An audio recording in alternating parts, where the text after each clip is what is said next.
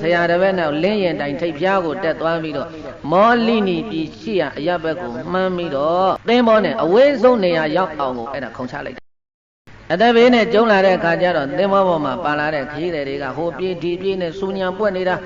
အသေးဘေးသေးဝဆိုင်ပြီးကို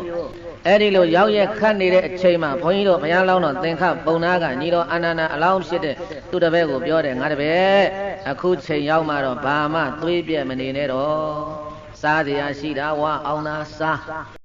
ငါလည်းအဝစားမှာပဲပြီးလို့ရှိရင်မင်းတကူလုံးဟောဒီထောပစီတွေကိုလိမ့်ငါလည်းလိမ့်မှာပဲလိမ့်ပြီးလို့ရှိရင်ငါလှုပ်တယ်လို့မင်းလိုက်လို့ညီတော်အာနန္ဒာအလောင်းသူတပည့်ကိုသူမှာကြစားလို့ပြီးတဲ့အခါကျတော့ခန္ဓာကိုယ်မှာတခါတည်းထောပစီတွေလိမ့်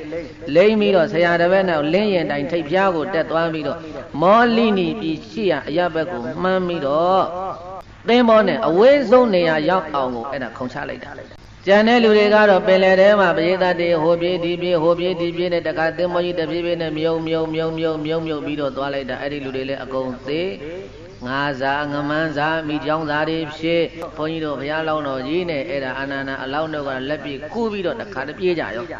ပြေးပြီးတော့အဲ့ဒီပင်လယ်ထဲမှာကူးနေလိုက်တာဟာဘယ်လောက်ကြာတော့ဆိုရင်9 ရက်ကြာတယ်တဲ့9 ရက်ပတ်လုံးအသက်မသေးပဲနဲ့အဲ့ဒီမှာပြောသွားရင်ကနေတဖြည်းဖြည်းနဲ့ဘဲနဲ့ဖြစ်လာတယ်မျောပဲကြံတော့တယ်တခါတည်းမျောပဲကြံတော့သေတော့မသေးဘူးတော့အဲ့ဒါတခါတည်းမျောနေတာရလောက်လေးတော့လှုပ်နဲ့ကူးနေသေးတာ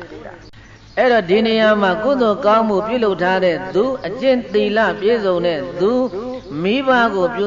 စုစောင့်ရှောက်လုပ်ကျွေးတဲ့သူများကိုပင်လေသမုဒ္ဒရာထဲမှာဘေးဒုက္ခတွေတွေ့ကြုံရင်ကယ်မစောင့်ရှောက်ဖို့လို့ဆိုပြီးတော့လောကပါဠနမင်းကြီး၄ပါးကဘသူကိုတာဝန်ပေးထားတော့ဆိုရင်ဘုန်းကြီးတို့ပရိသတ်ဒီနတ်သမီးကိုကြားပြီးသားပါမဏိမေခလာအဲ့ဒီမဏိမေခလာနတ်သမီးကိုလောကပါဠနမင်းကြီးတွေကတာဝန်ပေးထားတာမဏိမေခလာနတ်သမီးကလည်းပဲနတ်စည်းစိမ်တွေခံစားပြီးတော့သူနေလိုက်တာပင်လေတဲ့ကိုတခါတလေမှသူကကြည်တာသင်္ဘောကလည်းနေတိုင်းနစ်တာမှမဟုတ်တော့လည်းပဲသူကနေတိုင်းပဲကြည့်မလဲနောက်တော့သူတတိယသွားတယ်ဟာ9 ရက်တောင်ရှိပြီငါပင်လေတဲ့မကြည့်ရတာမှန်ကြည့်လိုက်အောင်မှာဟာဆိုတော့ပင်လေတဲ့ကြည့်လိုက်ရောဘုန်းကြီးတို့ဘုရားလောင်းတော်ကြီးရဲ့သင်္ခပုံနာရဲ့သီလဘုရားလောင်းတော်ကြီးရဲ့ဒါနကောင်းမှုတွေကိုမြင်လိုက်အောင်ကယ်မဆိုပြီးတော့အဲ့ဒါခါတဲ့အလွန်ကိုအရသာကောင်းမွန်တဲ့နတ်သုဒ္ဓါတွေကိုရွှေခွဲနဲ့ထဲ